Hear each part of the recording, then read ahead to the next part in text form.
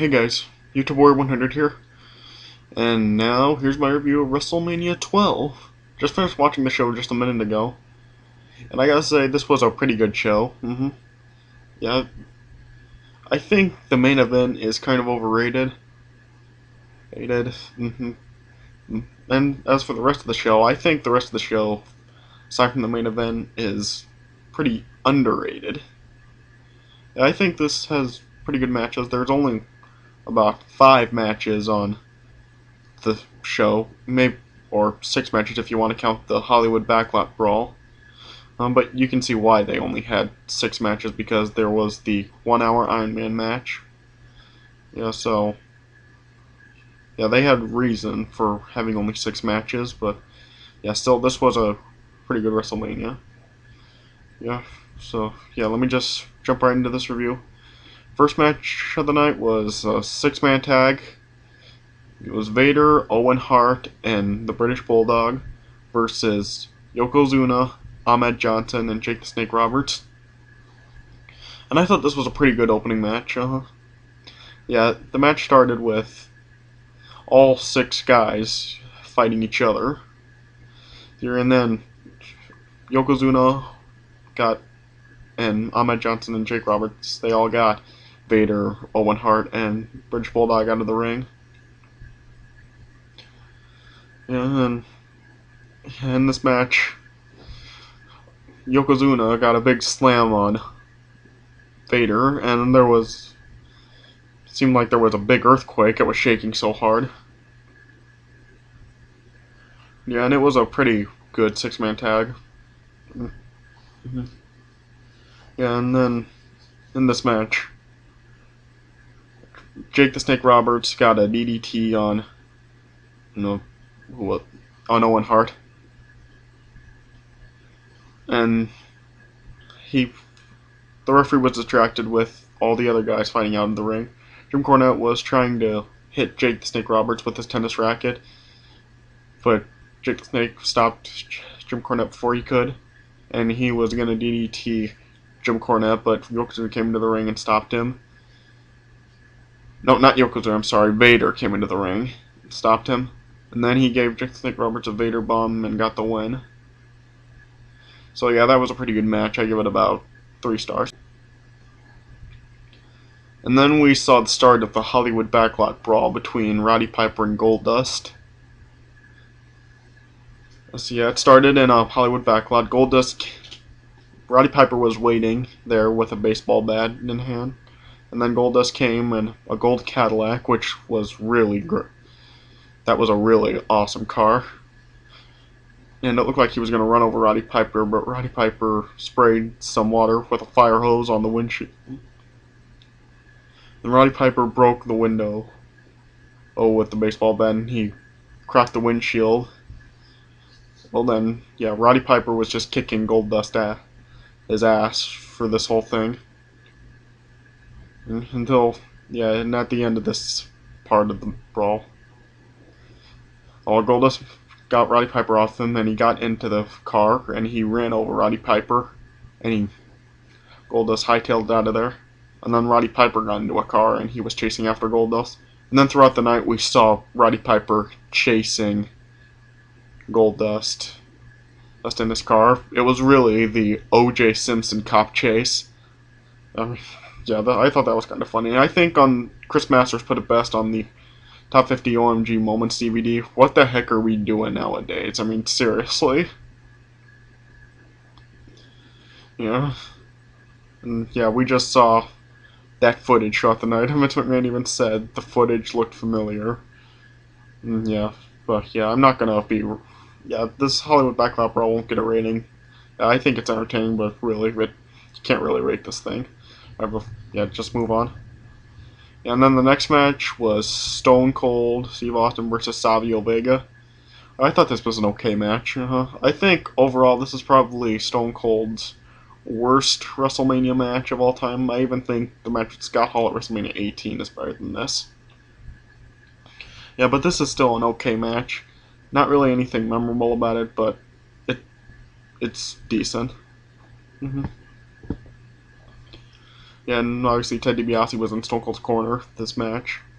Stone Cold's first Wrestlemania. Yeah, and it was just back and forth action between the two. The referee got knocked out, and Stone Cold hit Savio Vega with the $1 Million Championship a couple of times. And then he got the $1 Million Dream on Savio Vega, and Savio Vega got passed out, and Stone Cold won. So yeah, that was an alright match. I give it about 2 3/4. And then we got the next match, which was really the only real disappointment of the night. The Ultimate Warrior versus Triple H. Yeah, Triple H just was buried by Ultimate Warrior. Ultimate Warrior just got up right after the pedigree, and he went wild, and he just buried Triple H and got the win. Yeah, I remember Triple H said on the Self-Destruction of the Ultimate Warrior DVD that the Ultimate Warrior is one of the most unprofessional guys Triple H has ever faced in the ring. Yeah, and yeah, this was just horrible. Match only lasted up to 90 seconds. Yeah, and the match was just total bullshit. Dud. And then the next match was The Undertaker versus Diesel. This match was... It was alright, I guess. Yeah, I think this is probably The Undertaker's most overrated WrestleMania match. Yeah, this match, it was alright, but it was kind of a disappointment also. It was kind of boring. I mean, it was alright back and forth action between the two. Not really anything memorable about it, except maybe at the end, where Diesel got 2 jackknife powerbombs in on The Undertaker, and he didn't go for the cover either time. The first time, he was just like taunting him around the ring, saying like, I got him, I'm better, blah, blah, blah. And the second time, he did it again, and he was about to go for the pin, and then The Undertaker grabbed Diesel's throat, chokeslammed him, and then got the tombstone on Diesel for the win. It was an alright match. I give it about... I'm not really sure what rating to give this, so I'll give it about 3 stars. And then we got the conclusion of the Hollywood Backlot Brawl, where Goldust and Roddy Piper came to the arena, and there was fighting between them in the ring. It was going on for a little while. Yeah, when Goldust was acting gay, he was rubbing Roddy Piper's ass, and he was pulling Roddy Piper's shirt off. He was gonna kiss him, but Roddy Piper stopped him. Roddy Piper grabbed Goldust's balls. He was just pulling them around. Then Roddy Piper ripped Goldust's clothes off, and we saw Goldust wearing women underwear. And Goldust just ran to the back. He was trying to cover up, and yeah, whatever. And then we got the main event, the 1-hour Iron Man match for the WWF Championship, Bret Hart defending against Shawn Michaels. And we saw Shawn Michaels' entrance with him coming down from the rapid. And he was at the top of the building, and he was riding down on that wire. And yeah, this match is good, but I think it's arguably the most overrated match in WrestleMania history. I've seen people give this match 5 stars. Absolutely not. The match is not nearly that great. I mean, yeah, it was a good match, but it's not 5 stars at all.